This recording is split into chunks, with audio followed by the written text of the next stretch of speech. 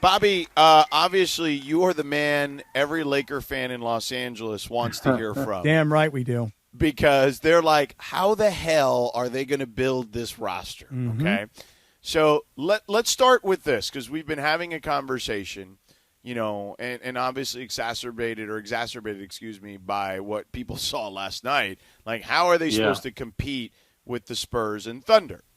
Now, is there a way that they can build a competent roster if the three guys are back? What would those numbers need to look like specifically for Austin and LeBron for them to be able to utilize whatever tools are available for them in cap space could be available for them to build out the rest of the roster? Let's start there. Yeah, I mean, I think after watching these two teams last night, I think it's a pretty scary thought for the rest of the Western Conference. I really do. And these teams are only going to get better when you look at – I have an article coming out tomorrow. These two teams got 50 draft picks in the next 8 years coming their way.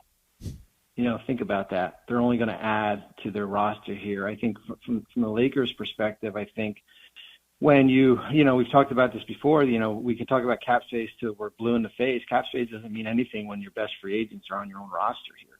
And best free agents in the league are on your own roster. So I think certainly the Reaves number really is not of consequences because he's basically going to stay on as a cap hold, and then basically you're going to fill out your roster,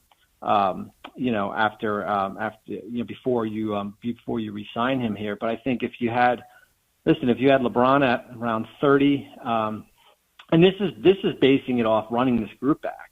Like, this isn't basing it that we're going to be a team that's going to act as cap space. So if you have LeBron at 30 and you have Reaves north in the mid-30s here, it still gives you the flexibility to bring back Rui if you want and also use your $15 million non-tax mid-level exception and have the flexibility in trades and everything like that. So, yeah, I mean, I think it's basically you have to basically pick two different paths as far as where you want to go. Do you want to go to the cap space path, which would be roughly $50 million in room, and that, you could still bring Reaves back after you use that money, or do you want to be the team that kind of runs back the same group and then basically have flexibility again when you get into 2027? Now, the problem with 2027 is that nearly half the league is going to be in the same boat as you with flexibility here. Right now, it's just you, Brooklyn, and Chicago. So it's not an easy decision as far as what you have to make. This free agent class is not very good at all. I'll be honest with you. It's a lot of older players, and it's a lot of players who are restricted free agents, and those players are really hard to come by. So, Bobby, if you were working in the Lakers front office, let's just hypothetically, you're the general manager of the Lakers. Could you look at bringing back the core of the Lakers? And I'm talking about, obviously, Luka, he's signed, but LeBron, Austin Reaves, Marcus Smart, Rui Hachimura. Could you look at the core and say, you know what, we can build enough around them to beat Oklahoma City or San Antonio? Could you, in your own mind? No, I don't think. Listen, to be honest with you, I don't think what they do if they bring back the same roster, and if they go out in free agency, it's hard for me to believe they can compete with either team. I really don't. I mean, listen, things would have to line up perfectly, and why those teams are different. There's such an infrastructure there. There's an infrastructure of players on rookie contracts. When you look at what Oklahoma City's been able to do, and with San Antonio, I mean, Carter Bryant would be the starting small forward for the Lakers, or power forward. He would be a starter. He's your seventh, eighth man in San Antonio here. So I don't think there's a 1-year plan that you can put a roster together and think that next season you're going to be able to compete with either team. Now, if you don't want to wave the white flag either here, but I think that, certainly the plan would be that you probably want to mirror what Dallas did with Luka, as far as adding some of the pieces that they did with whether it be a rim protector or shot, a lob threat, a big wing, some shooting, which I think you already have on your roster here. But this is going to be kind of a multi-phase process here. You're not going to be able to do everything you probably want just in one summer. So then, okay. I guess I would just go back and ask this question. If again, you're now, I'm asking you to play. You're in the Lakers organization, and you have to make a decision. Do we want to bring LeBron back because he's good for business and he's still a great player? Or are we thinking about the future and how to build a roster that can go 10, 12 deep like these teams that we're watching last night?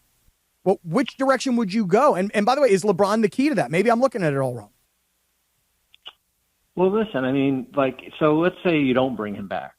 Okay. Mm-hmm. Are you better next year? I don't think so. No, I don't think so. No, I don't think so either. So if you're willing to be content with that and basically kind of rip the Band-Aid off, right, and go post LeBron, then you have to be content that you're going to be a much different roster, but you probably won't be a 53-win team. I mean, that's the reality of it with Luka and Reaves back, and then you kind of fill in the gaps as far as you certainly want to go get a center, and then you want to fill in some other things here, and whether it be in free agency or maybe some of your own players here. I don't think you can make the argument that you're a better team. You'll add a pick in the draft, which is the 25th pick. Maybe you can move that for something else here, but yeah, it's as I've always said, with some of these teams that get older. And I know Lakers are a little bit different because they have Luka and Austin. When you don't have the infrastructure of younger players and you've traded those picks, and rightfully so, they've made deals to win, and you don't really have much to move in a deal in the future. It's tough. It's tough to build. It's very difficult to build your roster in free agency. I would rather, if you're the Lakers, I would rather have the group under contract. Going into not as a cap space team this summer. Yeah, I mean, listen, the Lakers have not extended a first-round pick since 2005. That was Andrew Bynum. They did extend one second-rounder in Max Christie a few years ago, but then obviously had to trade him for Luka. They have done it in the pre-Rob. There was, I think they did a really nice job of finding young players, but none of those young players became the star that can lead you, right? They have one of those guys now in Luka, but they don't have the guys on those rookie contracts, to your point, which creates a real problem, right? Like, you have to hit on developmental pieces through the draft, or whether you find them in the G League. Because here's the thing, you look at OKC. Yeah, they traded for Caruso, but they had him in their program before, right? Like, you know what I mean? Like, they had him on OKC's G League team prior, so they knew what they had there. Lou Dort, they developed through the G League. Like, they've found guys not just in the draft or early in the draft. Hell, Jalen Williams, I told the story to the audience last hour. They found him because they were scouting Chet and realized, who the hell's this kid who's just, playing full throttle, even though his team's getting throttled in these games against Gonzaga and Santa Clara. Like, they've just done A.J. Mitchell, right? Like, they were scouting someone else. Yeah. They found him. Yeah, like, that's what you have to do, George. You have to go out and find the Julian Champagnes, a Luke Cornett in free agency. Right. I know they paid part of the non-tax for him. Isaiah Joe, Kenrick Williams, Aaron Wiggins type players. That's what you have to go out and do. It's not about putting a $30 million offer sheet per year on Peyton Watson. Like, that doesn't solve it here. But that's the Mitchell one is a great example. He goes in the mid-30s here. But those are the type of guys as far as to build kind of a build around Luka, and then maybe there's an opportunity for you down the road to add another player to that group. Bobby, let me ask you, because you mentioned a center, and George and I went back and forth all year long about DeAndre Ayton. I mean, to me, you get what you pay for, and you got an $8 million center who played like an $8 million center. Yeah, I mean, except he shouldn't play. The bigger issue I have with him, Bobby, is that he should not be an $8 million center, and he's only an $8 million center because of his own fault, is the way I put it. Right. So we argued about this all season long, but in the final analysis, I mean, that's what he was paid, and he played in almost every game. And some games he was on the floor, but he didn't really show up. So the question really is, are there big men out there that the Lakers might be able to acquire this offseason that can just be competitive with the likes of Chet or Wemby? Now, Wemby's a freak. I get it. He's a once-in-a-lifetime sort of talent. But is there anybody out there that the Lakers could sign and go, at least now you've got a competitive big man out there? The one name that was basically picked up the most buzz. A lot of teams in Chicago last week was Robert Williams. That's the name, and now you have to be cautious with that because you're the game's availability, the minutes, you have to. That's the one guy. I don't want to say neutralized Victor, but I think guarded him probably one of the best and certainly in the playoffs in the first round. That would be the guy. He's probably one of the top unrestricted free agents centers out there, and I think he gives you that shot blocker, that rim protector, that guy that can lob threat for Luka. Now the question is, the cost. What's the cost? Is it $12-13 million? I think that's kind of where his range is. But there'll be other teams that also see that. There's teams out there, certainly Atlanta and Boston and Clippers are teams that have money to spend and everything like that. But that would be the one guy, if I could circle in free agency on kind of your on your wish list, that would be the guy. Giannis. So the Lakers obviously called about him, I guess, at the deadline. Shams is reporting they will likely be at least inquiring about him. Sure. First things first, I don't think he's a great fit with Luka. Second of all, you'd have to trade Reaves, which, again, reportedly, Luka does not want to get rid of Reaves. What do you view the Giannis situation to be in regards to the Lakers? And then at large, how do you view the Giannis situation?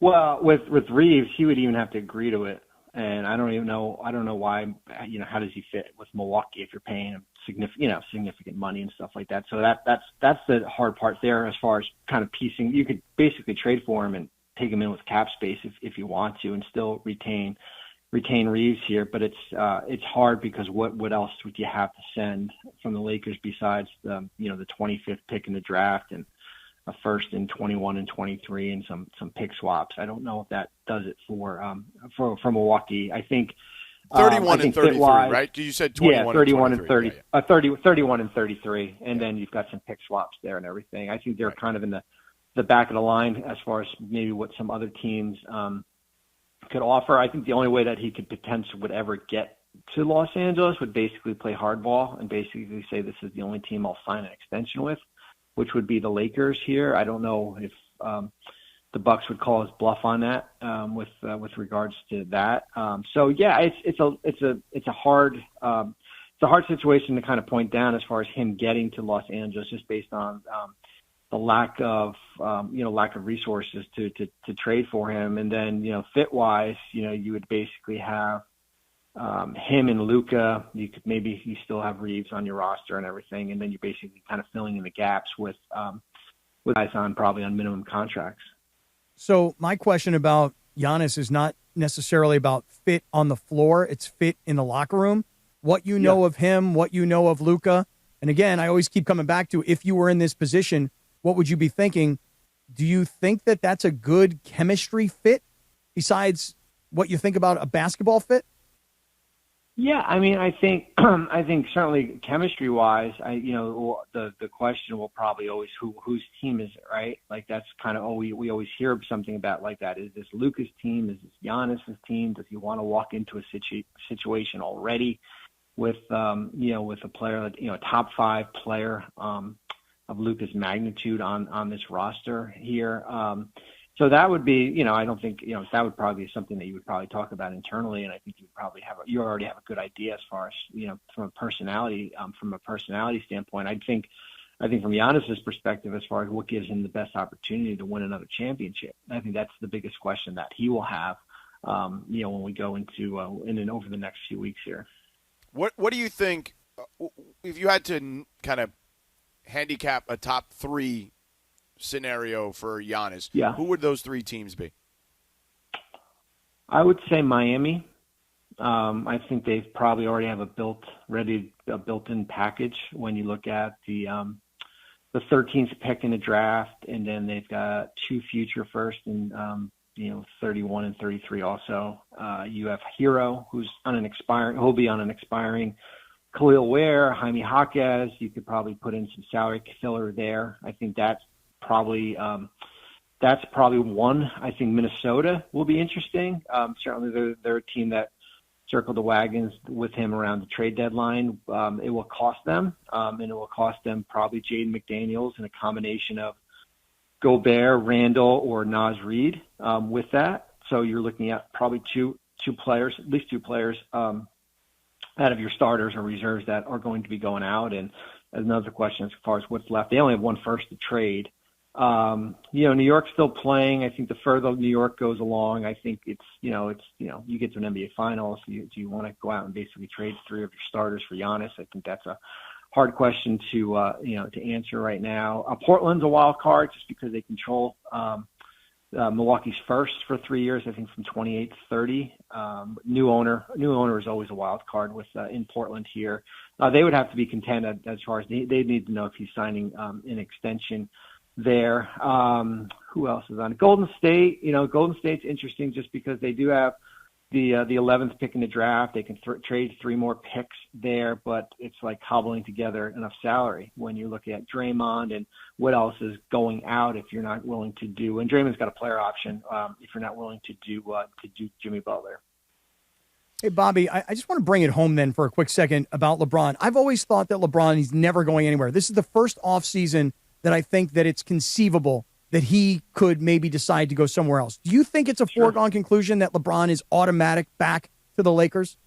Oh, no. Yeah, no, I don't. I mean, I think he'll look at, he'll look at what the options are. I think certainly from him being in the LA area for a long time here, and it's got their roots there, certainly with his wife and daughter and his sons at Arizona, and certainly Bronny on the roster. I think there's a comfort level certainly being on this roster coming back. I do think as far as what makes sense for him, the hard part is that I see all these some of these shows and they say, well, why should LeBron take a discount as far as a contract? Well, the market tells you that. Right? Like the market tells you that he's not going to Brooklyn and he's not going to Chicago in cap space here, and everybody else is basically got the $15 million non-tax and veteran minimum here.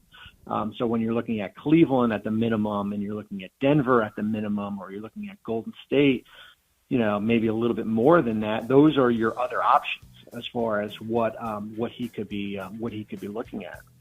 Well, Bobby, thank you so much for the time as always, brother. Appreciate you. I'm sure I'll see you soon. Are you coming out to the series I'm at in the West at all or no? I'm just going to watch it from home, man, like everybody else last night. It was something special that we were able to see last night. It was probably one of the great playoff games in a long time. Yeah. And I said it last night. Everybody's saying this is the NBA Finals, but these two teams are going to knock the crap out of each other for 7 games. Mm-hmm. I don't know what they're going to have left for when they get to an NBA Finals against Cleveland or New York.